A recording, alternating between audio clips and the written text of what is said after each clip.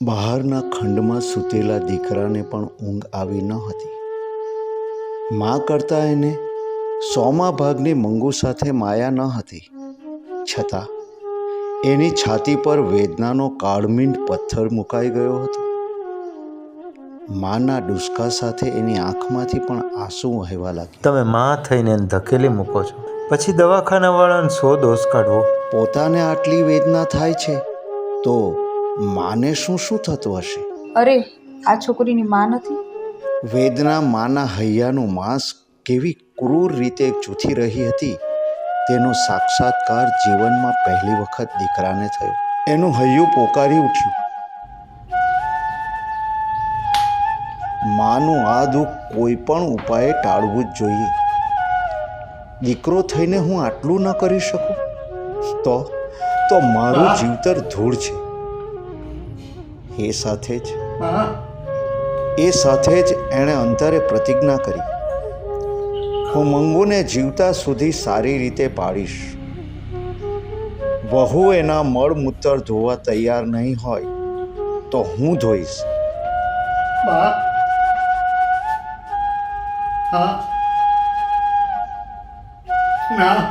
ના,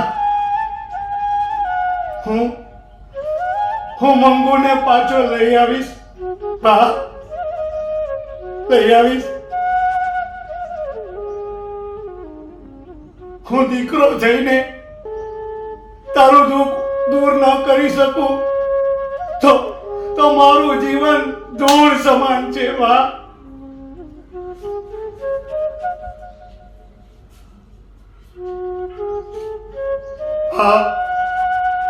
હું લઈ આવીશ. બા,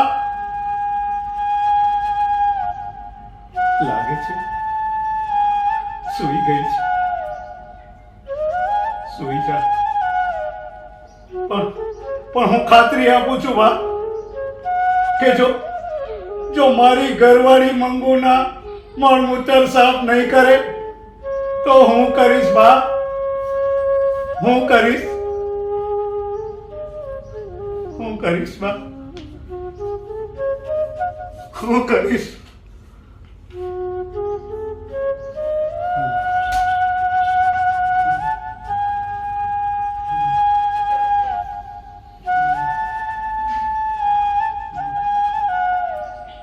એ સાથે વેદનાનો કાળમીંડ પથ્થર એની છાતી ઉપરથી ખસી ગયો.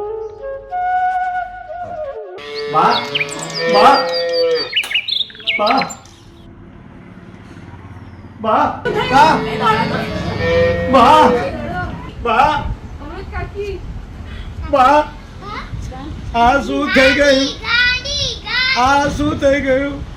બા, અરે હું આજે જ મંગુને લેવા જવાનો હતો.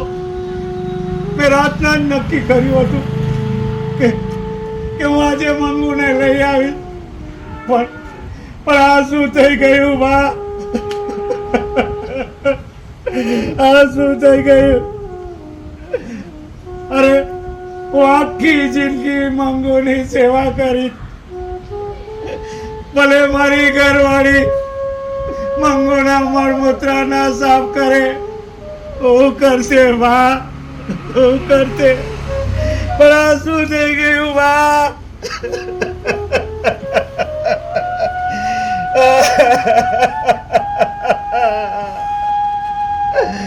અરે મંગુને લાવવાનું તો દૂર, પણ તું જ ખરેખર મંગુની નાત ભાવ વટલાઈ ગઈ. બા, તું જ મંગુની નાત ભાવ વટલાઈ ગઈ.